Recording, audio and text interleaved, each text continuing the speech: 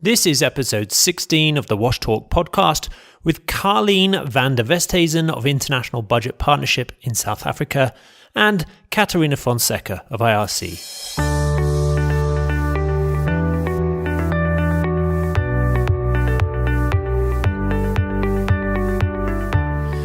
Welcome to the Wash Talk podcast series from IRC. My name is Andy Narracott, and this is the podcast where we open up the discussion on what the wash sector needs to do to achieve the Sustainable Development Goals. Thanks for spending some time with us today. Now let's get started. Government budgets are at the core of SDG 6. Public resources need to massively increase in order to meet the huge bill required to meet SDG 6, around $115 billion per year until 2030. But it's not looking good. Public expenditures are inadequate, and there's little visibility into what is being spent when it is actually spent. There is a body of evidence that shows that transparency in public spending can have a positive impact in attracting more funding and improving services.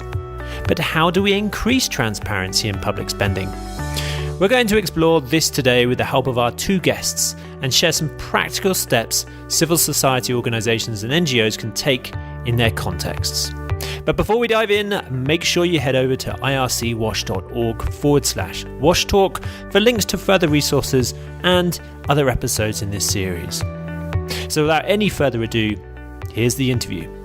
Hello everyone, today I'm talking with Carleen van der Westhuizen and Caterina Fonseca about public finance and accountability in the wash sector, particularly the role of transparency in public spending and the effect it can have on services. So Carleen joined the International Budget Partnership, or IBP, in mid-2016 after working as a consultant for IBP for a few years. She currently works as a research analyst for IBP South Africa, based in Cape Town. And IBP South Africa works with civil society organisations that work directly with the poor and marginalised communities on issues related to the provision of basic services. And Caterina is a regular to the Wash Talk podcast, and she's head of international programmes at IRC with nearly 20 years in the sector. As you all know, she's big into public finance in the wash sector, having developed the wash cost approach, which really helped to put O&M costs front and centre on the sustainability agenda. So it's a pleasure having you both on the show to talk about this really important subject. So welcome, Carleen. Thank you, Andy. And welcome, Caterina. Hi, Andy. Nice to be back to the space. Brilliant. Well, welcome back, Caterina. Perhaps we'll start with you. You know the show. Mm-hmm. Since we're talking about public finance today, can you set the scene for us and explain why an increase in public spending is so important to meet the SDGs and why transparency is also important in that? Well, I'll try to explain it in a very simple way. So, in a nutshell, all the countries in the world that have reached universal access to water and sanitation have actually funded the sector mainly, with large injections of public finance. And then they were able to improve the services and then raise tariffs and taxes to cover the cost. But I'm simplifying, but in a nutshell, it has been universal access was achieved with public finance.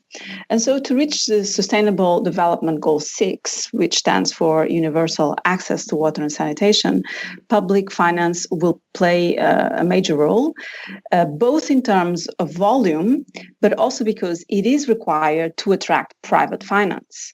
That rightly so at the moment perceives the sector as too risky. And this is where transparency comes into play because transparency in how public finance is allocated is one of the few instruments that citizens can use to hold governments accountable by tracking their expenditure. But also without this transparency, the water sector will not be able to attract private finance either. So it goes both ways. So in a nutshell, this is the intro. So this transparency plays a major role because of that citizens holding the governments accountable, and so it can have more transparency for private investors because they need to see the whole picture of the finances of the wash services, right? Exactly. Brilliant. Well, Carleen, I think you're doing a piece of work on, the IPP South Africa office is developing this Metro Open Budget Index, which measures transparency at a local government level, which obviously in many situations is the entity responsible for delivery of WASH services. So can you tell us how you're going to measure that and how you're hoping it will be used? Okay, thank you, Andy. Yes, as Katerina has mentioned, transparency is really important to hold governments accountable. So residents, people living in communities benefiting from government services, they need access to that budget information to be able to hold governments accountable. Just a very quick bit of history. Since 2006, the International Budget Partnership has been implementing the Open Budget Survey, which is a detailed assessment of central government budget transparency, participation, and the strength of formal oversight institutions. And at the moment, more than 100 countries are actually included in this index, including South Africa. But what is really critical for our work in South Africa is that this open budget index only look at national government transparency and participation. And as you've mentioned, in South Africa, it's the local government that's actually responsible for the delivery of basic services such as water, sanitation, and electricity. So we have adapted both the methodology used in the Open Budget Survey as well as the actual questionnaire to ask more specific questions related to the budget information needed by people living in communities that are getting these basic services from the local government. And we're planning to launch this OBI. We call it the Metro OBI, short for the Metro Open Budget Index.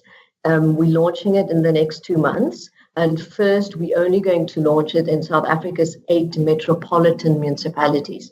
So those are the 8 largest cities, which includes Cape Town and Johannesburg. And they account for about half of the population in South Africa. And also they account for large shares of people living in informal settlements. And so we are going to use the questionnaire to assess budget transparency, participation, and oversight. And then based on the results, we will put together an index which can be used to rank the metropolitan municipalities from, let's call it, most transparent to least transparent. But more importantly, we'll also produce a report for each of the metropolitan municipalities, which will basically be a diagnostic of their current state of transparency, participation, and oversight. And it will include specific recommendations on how we hope that they will actually be able to improve transparency and participation. Is there this is really interesting. I'm wondering, how applicable this is to other contexts. One question that comes to mind is how much demand or interest is there already from these metropolitan areas to answer this survey, give this information away, but also to receive that diagnostic report, because assuming they would want to improve in the first place? Yes, thanks, Andy. That's actually an excellent question. We've been really fortunate that we've already tested the questionnaire in 2 of these eight metropolitan municipalities. So we actually try to ensure that the actual questions make sense, that they understand what we're asking. Just a note on that, the questionnaire will actually be completed by an independent researcher. But of course, we want to interact with the metropolitan municipalities, so that's why we've already contacted them. So we've worked closely with 2 of the 8, and then also we're initially only piloting in 5 of the 8, and the other 3 metropolitan municipalities have expressed very, very strong interest in receiving the results and also participating in this process. And if I can just also add, in terms of the actual information, how we've changed the questionnaire from the international questionnaire, it's very much based on the information that we and our partners and the communities that we work with have been asking for. So it's not just standard information checking if the metropolitan municipalities make standard information publicly available. It's based on what we actually need and communities need to hold them accountable. Yeah, no, that's great. Well, good luck. We look forward to seeing the results of that. Now, if we step back and look broader across the continent, Katerina, maybe one for you. We're seeing lower scores across several African countries, actually, which means a rise in inequalities, lower transparency in public budgets. Now, aren't you working with a large consortium of CSOs and NGOs, civil society organizations, in this space of transparency and public budgets? What are some of the things that you're finding, or what are some of the things that CSOs and NGOs can do to address this downturn in the scores? So I think it was when I came across the index of the IBP on budget transparency, it was really an eye opener for the state of the art of some of the countries where we are working. So, Caroline, it's amazing to hear that you're adapting the methodology to local areas and to local governments, because that indeed gives us much more nuance and details of what is happening at the local level. So so what does this mean? What can CSOs, what can governments do with some of this information? And I have just returned from Ethiopia, and I can illustrate this point with a story. So I worked for 1 week with municipality and district staff in an area that covers more or less 2.5 million people. And we spent part of the week basically just putting the budget and the expenditure together over the past 3 years, just actually having access to it. And we were working with government staff. At the end, we had some really nice tables, and they were showing, on one hand, large amounts of unspent funds for infrastructure, which had to be returned at the end of the year to central governments. And on the other hand, no funds available for large maintenance in any of the institutions. Wow. Logically, if this had been known, maybe the staff could have influenced the budget allocations to shift budget lines. But it was actually the first time themselves that they were seeing and analyzing their own budget. So this is already, once you go from national analysis to local, there's a big disconnect in how government staff is actually empowered to also look at their own budgets. So with this information in hand, that's the nicest part, we prepared an audience with the district administration, which is politically elected. And this was the first time he actually had an audience with the technical water and sanitation stakeholders to discuss the low coverage, the high non-functionality rates, and all this mismatching of budgets. And so because of that, now more meetings will take place at his request. And this was quite simple. It was 1 week from A to B. So my first point in this story is about education. It's about financial education on budget and expenditure. The second one is about engaging with the politically elected bodies. So the story I told you is from Ethiopia is similar to our partners from Watershed Program in Bangladesh, so DORP. And they have been doing this, and they actually have been, I was working directly with government staff. And DORP is working with a lot of the civil society organizations in Bangladesh to have this education on budget, on expenditure, and then to ask for budget increase in specific areas. And they have been successful already. So that is a great positive note. And then there's something else. And the more I know about organizations that are specialized in budget tracking and not necessarily in the water sector. So, for instance, in Uganda and India, I follow the tweets of some of these organizations that do budget tracking. So they have advocacy staff, they know how to use social media, they track sessions in parliament, they're really on it. So budget tracking is 100% of what they do. But I noticed that they don't talk much about the water sector because probably they don't know much about it. And I think it is the role of the CSOs in the water sector, to engage with some of these powerful organizations and tell them about the issues in the sector. So that's another simple step that we can take to bring more transparency in public expenditure for the water sector. Brilliant. So I like the story you illustrated about that education, which is key, which also ties in with the second point about educating those powerful organizations who track the budget, but also educating them about WASH budgets, not just for infrastructure, but for ongoing operation and maintenance as well. This is great. Carleen, you IBP South Africa recently undertook some research into public contracts and the challenges around those with WASH services in South Africa. I was interested to read that you did a social audit, or you got partners to engage in social audits to find out about public expenditure and what was displayed as spent by the local government, and get communities to validate whether or not they felt that was a true story. Can you tell us about this process, about how this, which could be quite instructive for people listening, to how engage with this, with the communities and social audits? So a social audit is a community-led process where communities compare the services that they are receiving in their communities on the ground with what is stated in official government documents, such as the bid specifications or actually the actual contracts for the delivery of those services. In South Africa, especially in informal settlements, we see that the basic services, including sanitation and also water in some instances, are actually provided by private contractors who've been appointed through the government public procurement process.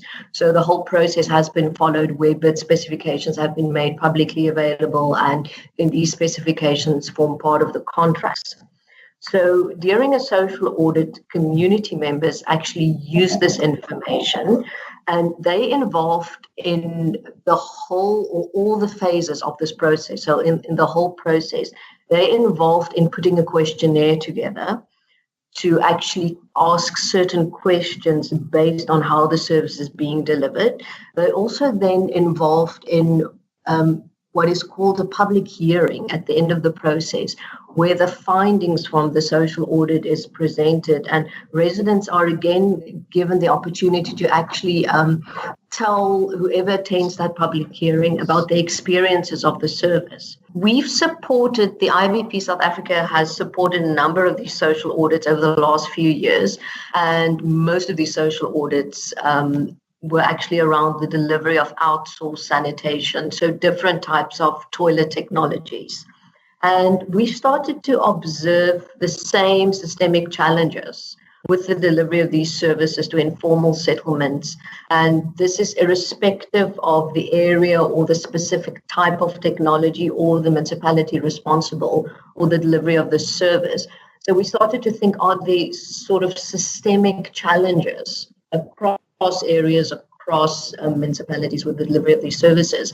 And based on the findings of the social audits we've supported, we started to do some work on a specific piece of research where we try to identify these challenges. The main challenge, and again, across areas, across different municipalities, across different types of technologies, was that we found lots of contract violation. So the services were simply not delivered as frequently as they're supposed to, or the full scope of the service was not delivered properly. But we thought, okay, no, that's a finding, but what are actually the things driving these challenges or these contract violations? And one of the most important challenges driving the overall contract violations has been the fact that the relevant municipalities don't actually monitor delivery of these services on the ground. So for all of the social audits, when the residents completing the questionnaires were asked, have you ever seen an official from the municipality monitoring delivery of the service? The answer was generally no. And even when we spoke to community leaders, many of them had no contact with the relevant municipal department. They didn't know who to contact when there's an issue with the service. So the service is simply not being monitored properly. We also found, in addition, that often bid specifications are quite vague. And again, it will not describe how a service should be monitored. And also there will be references about additional service agreements or service delivery schedules, but this will then never be made public, and communities will never receive these things. So they literally don't know when they should expect their service to be delivered, how often they should expect their service to be delivered. So those were the sort of some of the key challenges that we've identified. Yeah, and interesting how well-written contracts is such an integral part of WASH services. And I think linking this to your story from Ethiopia, Katerina, I mean, just from those, I noted from those public hearings that you talked about earlier, Carleen, that getting politicians to attend some of those hearings could really just start a whole series of follow-up meetings by the elected politicians to follow up on these shortcomings. So anyway, thank you both. That's I think we're reached our limit. I want to thank you both for coming on and talking to us about this really important subject on transparency. We've had some great stories and some tips for the audience to go and take action on. So, Carleen, thanks very much for joining us. Thank you very much for the opportunity, Andy. I really appreciate it. And Katerina, as always, thank you for your inputs. Thank you both. I'll definitely follow up with Carleen. And that was Carleen van der Westhuizen of IBP South Africa and Katerina Fonseca of IRC. Thanks to both of you for speaking to us on the Watch Talk podcast from IRC, and to all of you for listening. If you liked it, if you like this discussion, if you feel passionately about it, please make sure you share it. The web address is ircwash.org/washtalk, and make sure you add your point of view on social media by using the hashtag WashTalk. Thank you all for listening. That's it. See you next time.